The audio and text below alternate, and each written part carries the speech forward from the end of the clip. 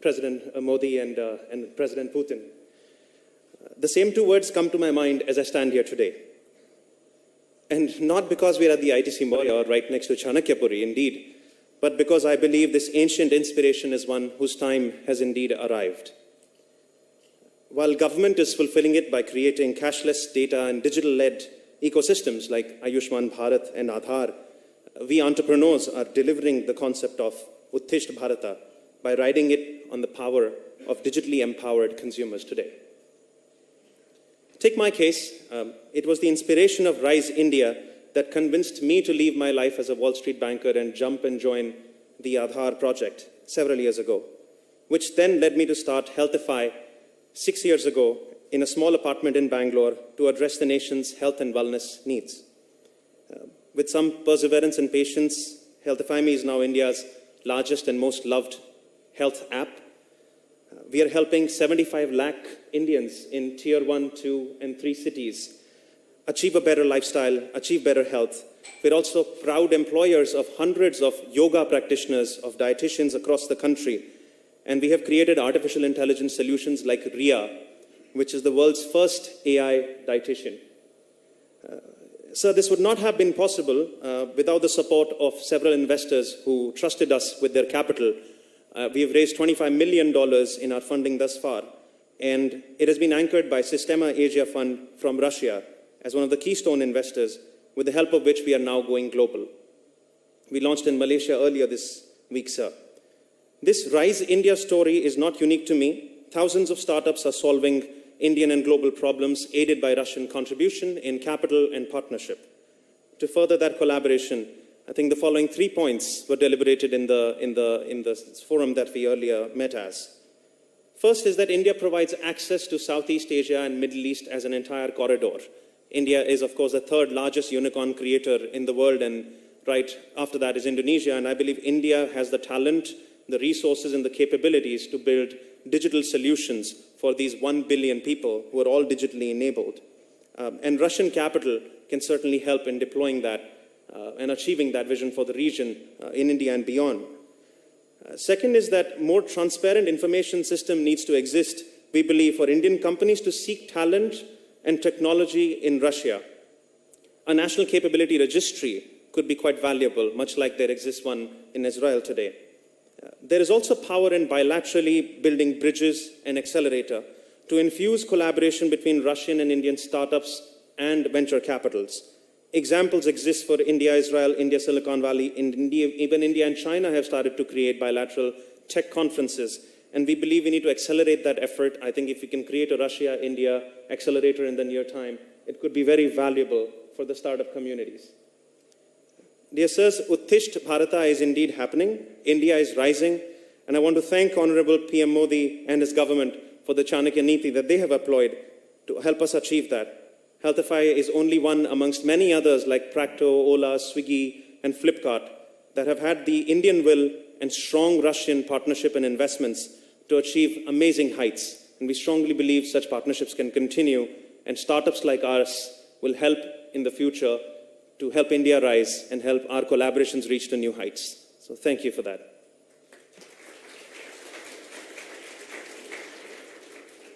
Thank you, Mr. Vasisht. Now I invite Mr. Kirill Dmitriev, Director General, Russia Director Investment Fund, to share his thoughts.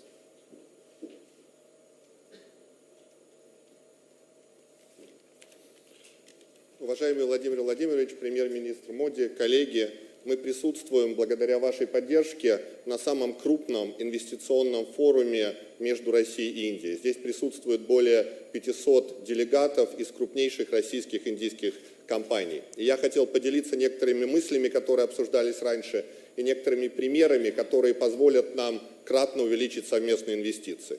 На сессии по стартапам мы обсуждали, что и в России, и в Индии есть очень много успешных программистов, математиков, и мы считаем, что совместные проекты в области искусственного интеллекта могут совершить тот технологический прорыв, который нам крайне важен, и повысить эффективность во многих отраслях на 30–40%. В связи с этим мы решили выделить вместе с нашими индийскими партнерами несколько сот миллионов долларов для совместных инвестиций именно в сфере искусственного интеллекта. На сессии по инфраструктуре мы обсуждали о том, что потребности инвестиций в инфраструктуру в Индии составляют $1,5 триллиона. И наши компании готовы активно принять участие в этих проектах.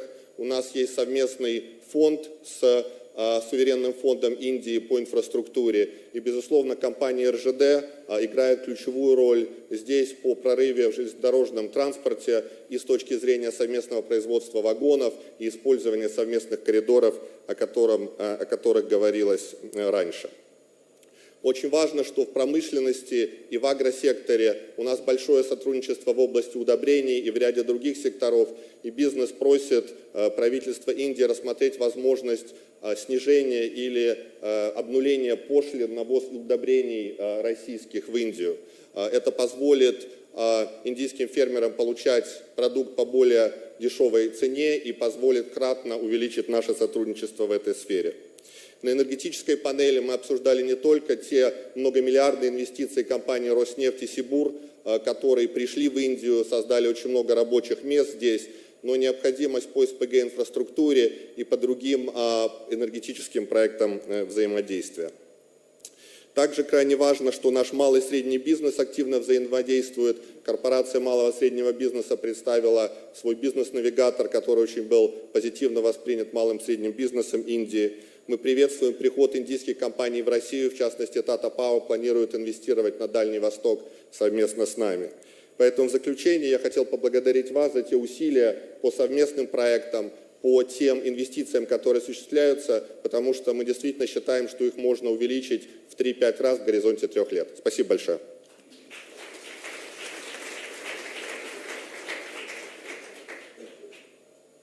Thank you, Mr. Dmitriev. Now I invite Mr. C.P. Gurnani, CEO and Managing Director of Tech Mahindra, to report on the day's proceedings.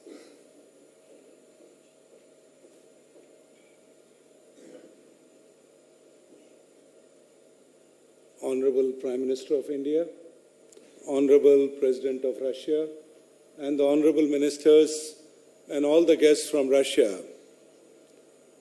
In one of the important panel discussions on ICT, and particularly on the digital economy, we had a chance to discuss, along with the panelists from Russia, the way forward and where we are. What we looked at is our ambition, India's ambition to be a $1 trillion economy in ICT and digital economy. We also shared that the Prime Minister has laid out an ambitious plan for our economy to double to $5 trillion. And within that, there is a desire that our current exports of ICT is approximately $165 billion. We think that there is a much further scope and we need to press the levers around that. But more importantly, there is a desire to make Digital India an inclusive Digital India. And we believe that as we build up this ecosystem, there will be areas where we would be able to take help from Russia. For example, in today's aircraft, almost 50 to 60% is electronics and software. In today's defense and missile systems, about 50% is really the embedded systems and software. We also believe that as the 5G rollout happens in telecom, the intelligence will go to the base stations. And that effectively means is that we need to secure. And cybersecurity will play a huge and important role. Russia has invested through its education system, through its development systems, a fair amount of leadership in cybersecurity systems. We think India, both for consumption in India market as well as for us to remain competitive in the global market, this collaboration can yield a lot of results. Similarly, we strongly believe that India, while imports a lot of defense systems, but today it is we can contribute a little more by Make in India campaign that the Prime Minister has given to us. We believe that as we start collaborating, we can create a lot of software and embedded systems right here in India. So, as of date, I can only say is that if we were to do a scorecard on ICT and digital economy between the two countries, I think it will come close to 0%. And this is for a country which now exports ICT and services to about 130 countries. I think we need to change that equation. Business in general has a unanimity that we would like a task force to be formed to look at how we can collaborate better, how we can remain competitive, and how we can globalize together, and how we can benefit each other's digital economy. And my request to the honorable ministers and the Prime Minister and the President is, please bless this ICT task force, because there is a lot of work to be done. We have an appetite, we have an urgency. Thank you.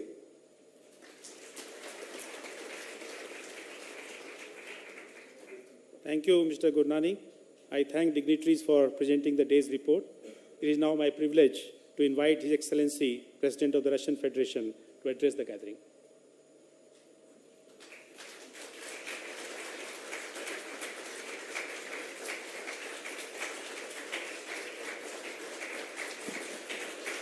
Спасибо. Thank you.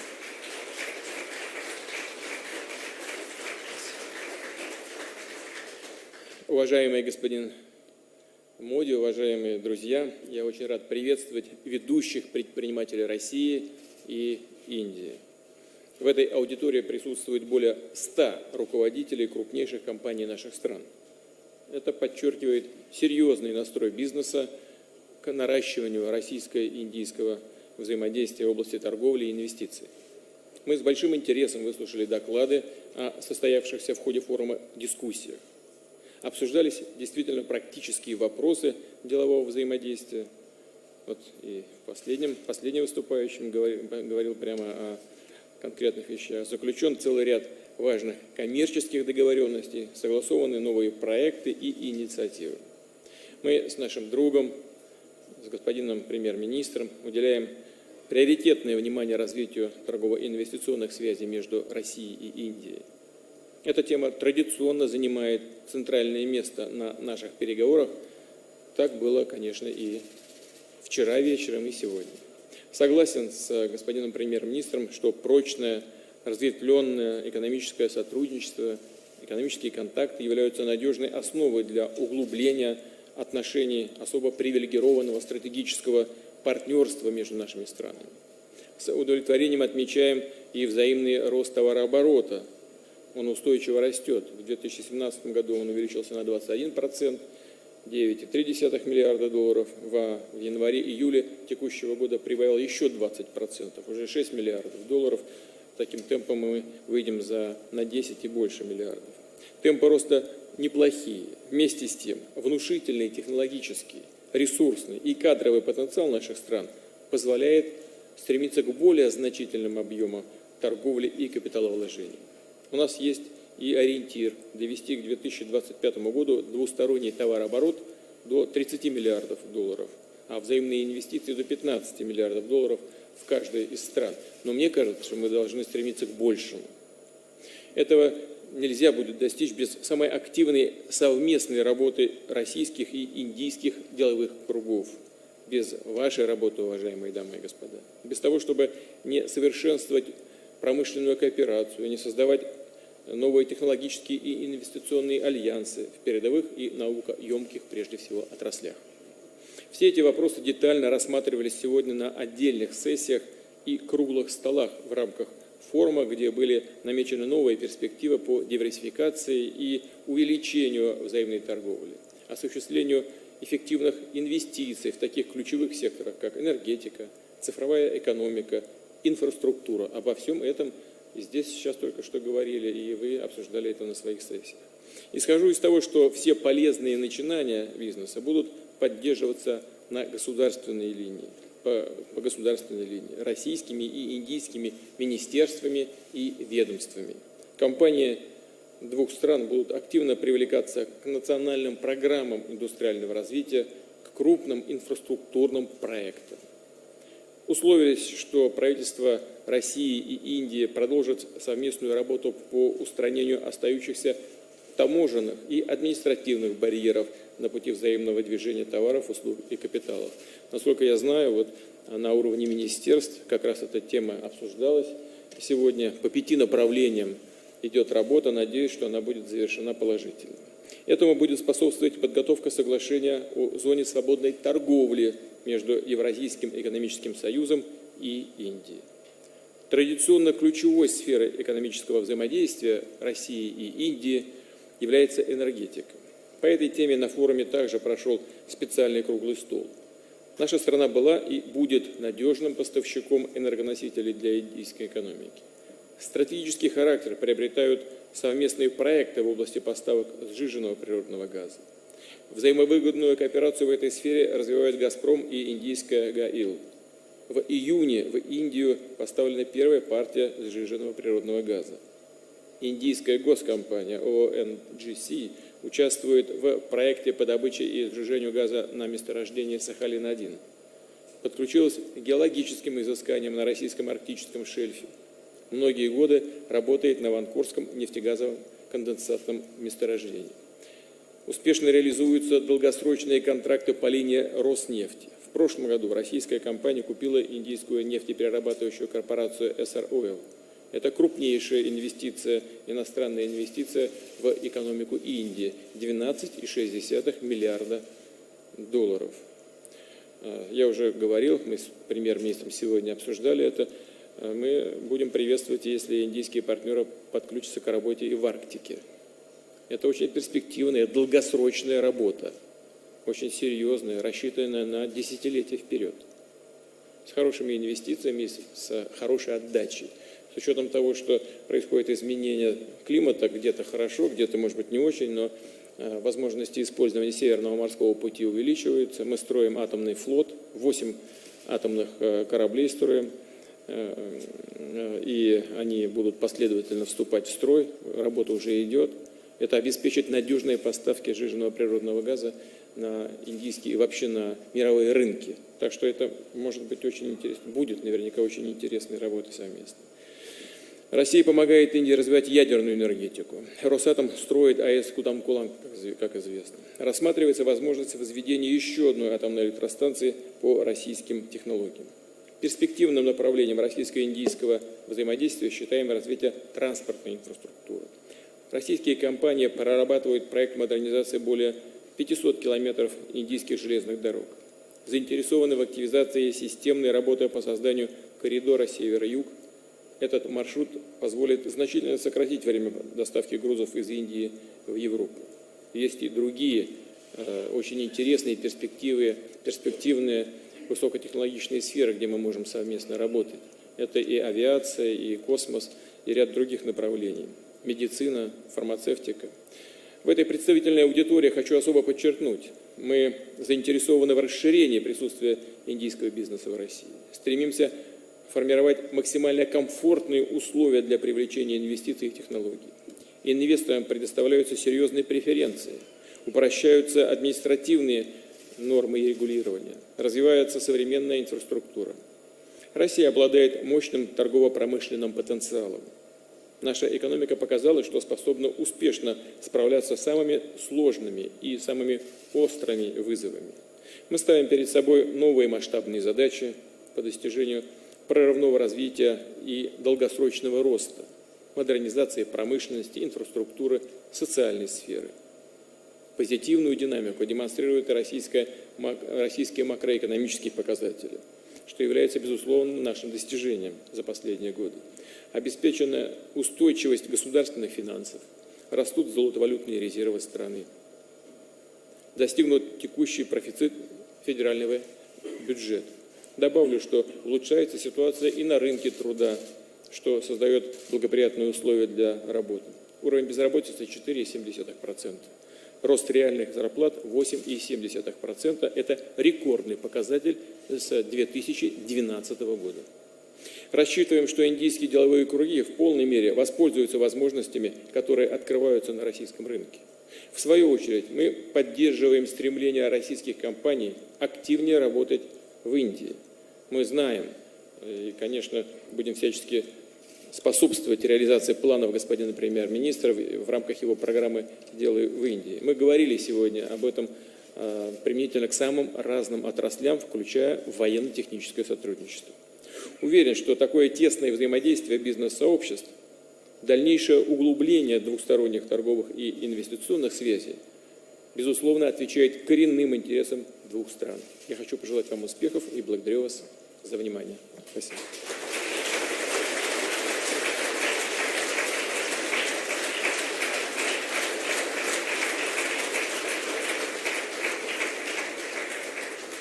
Thank you, Your Excellency, for your inspiring address. Now it's my privilege to invite our Honorable Prime Minister to address the gathering.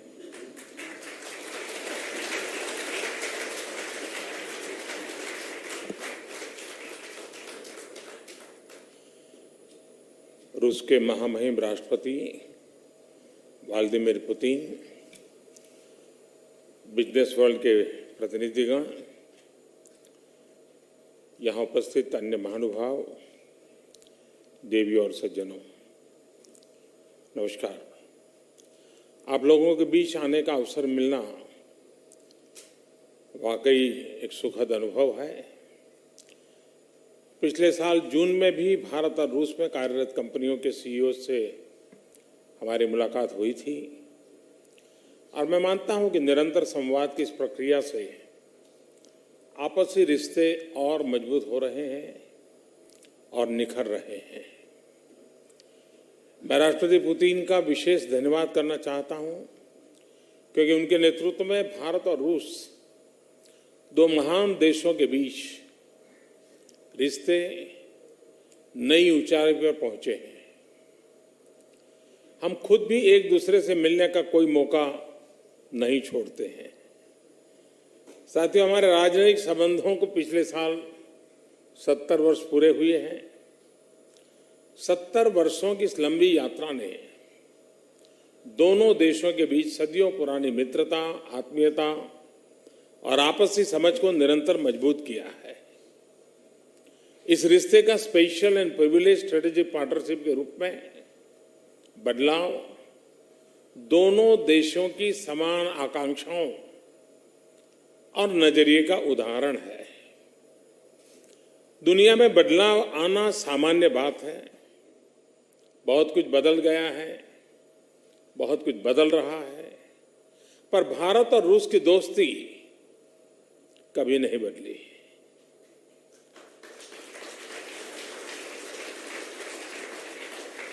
हम खुशनसीब हैं कि हमारे साथ सद्भाव और मैत्री की गंगा और वोल्गा हमेशा थी, हमेशा रहेगी।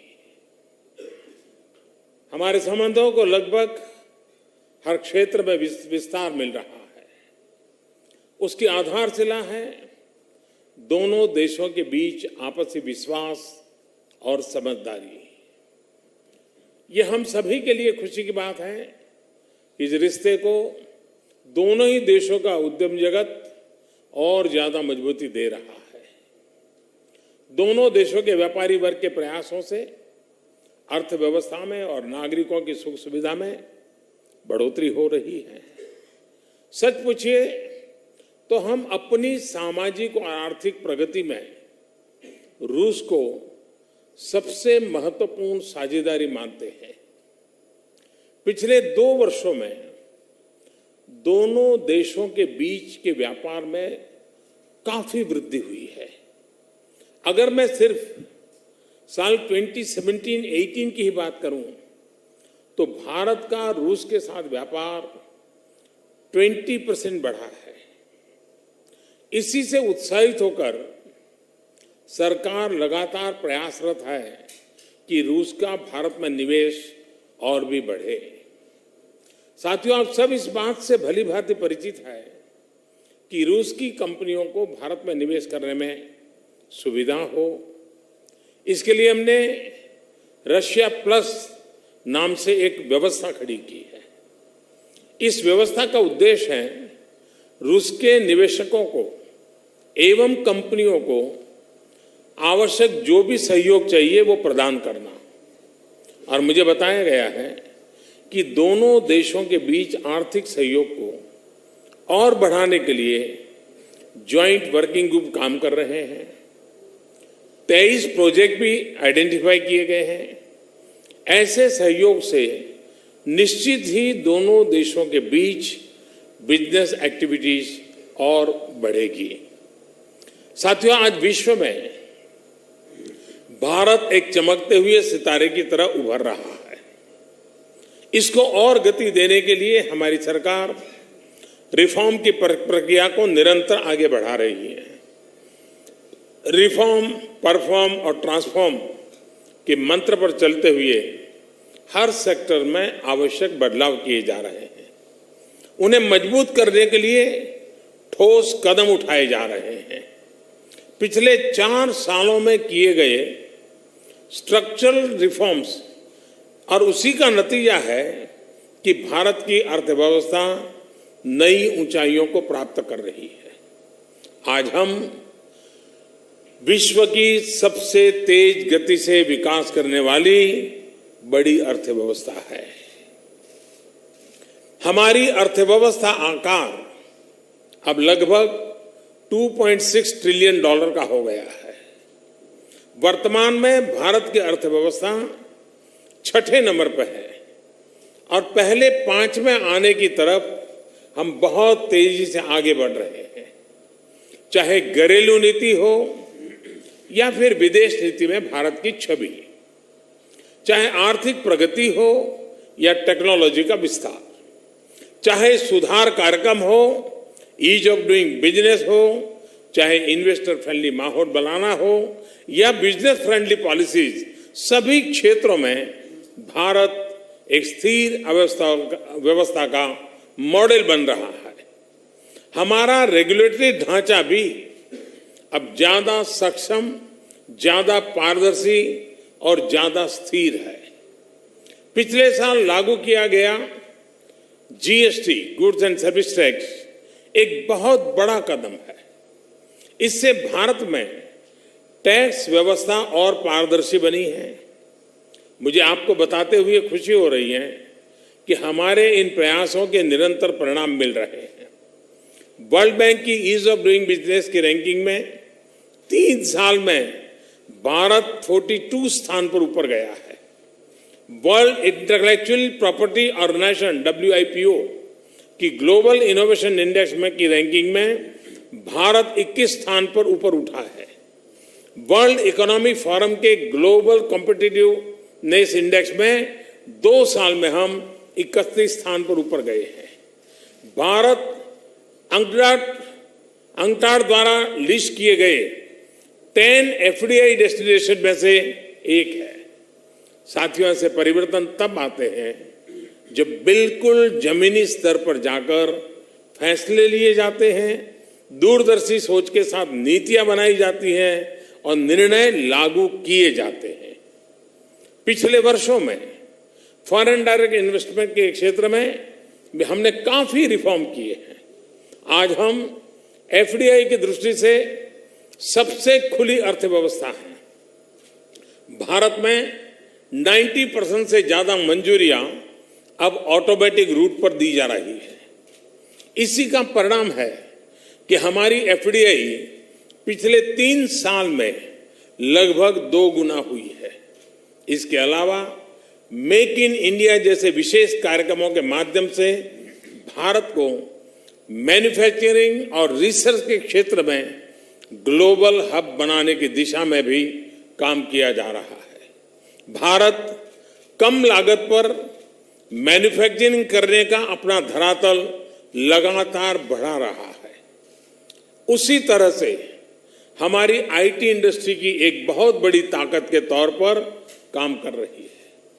भारत टेक्नोलॉजी में नए आविष्कार के क्षेत्रों जैसे artificial intelligence, internet of things, 3D printing, robotics आदि के जरिए इंडस्ट्री 4.0 की तरफ आगे बढ़ चुका है। साथियों, भारत में नेक्स्ट जनरेशन इंफ्रास्ट्रक्चर के लिए भी चारों तरफ काम हो रहा है। स्पीड, स्केल और स्किल पर जोर देते हुए हम 21वीं सदी की आवश्यकताओं को समझते हुए आगे बढ़ रहे हैं। आपको पता ही है कि विश्व की आबादी का छठा हिस्सा भारत में रहता है। ऐसे में हमारी सरकार देश के 125 करोड़ लोगों की आशा, आकांक्षा, उसके अनुरूप उनकी ईज ऑफ लिविंग को बढ़ाने के लिए प्रयास कर रही है। हम एक न्यू इंडिया का निर्माण करने के लिए प्रतिबद्ध हैं, जिसमें लोगों को बेहतर जीवन स्तर मिल सके। सरकार यह भी मानती है कि इस काम को हमें जल्दी से जल्दी करना है और निश्चित तौर पर इसमें आपका भी सहयोग चाहिए। हम आपको भारत में बन रही विशाल बिजनेस अपॉर्चुनिटीज का लाभ उठाने के लिए आमंत्रित करते हैं। इस अपार अवसर के कुछ उदाहरण भी मैं आपको देना चाहूंगा।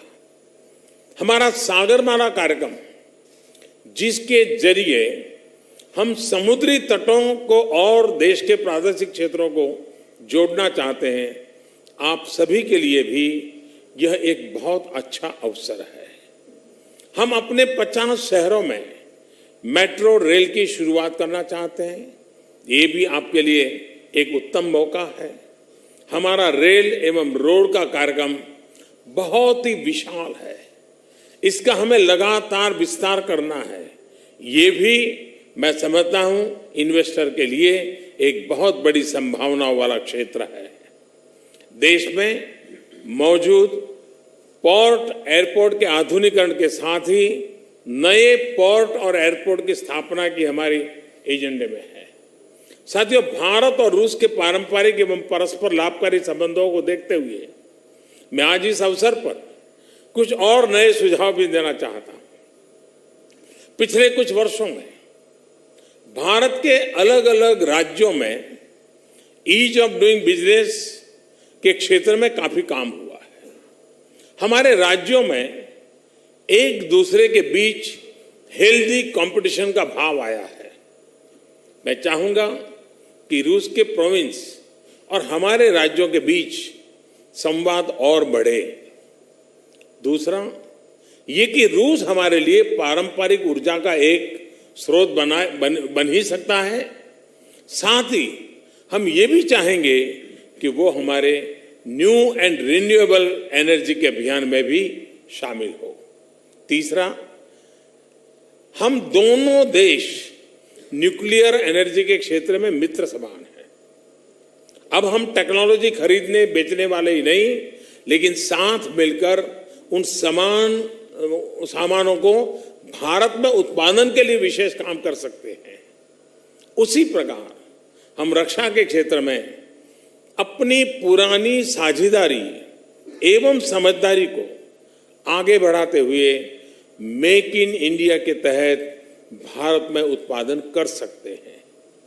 हम इस बात का भी स्वागत करेंगे कि रूस भारत में एक डेडिकेटेड डिफेंस इंडस्ट्रियल पार्क खोले।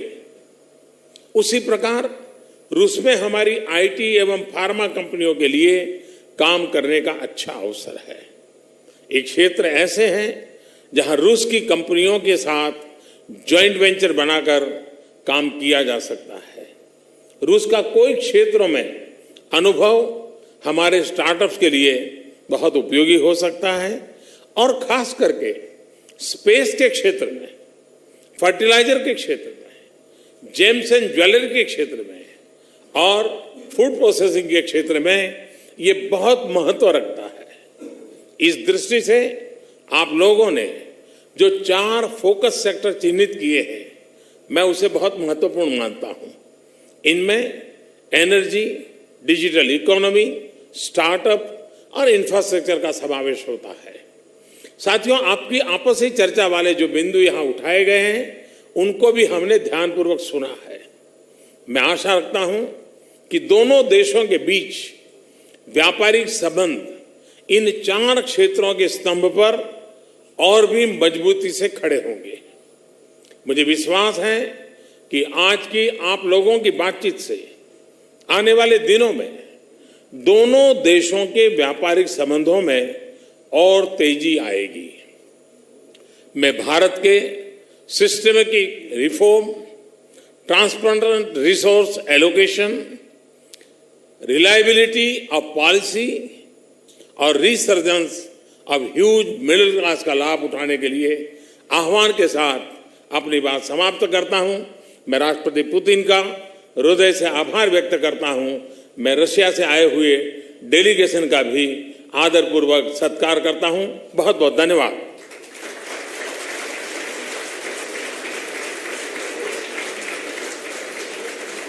Thank you, Honorable Prime Minister.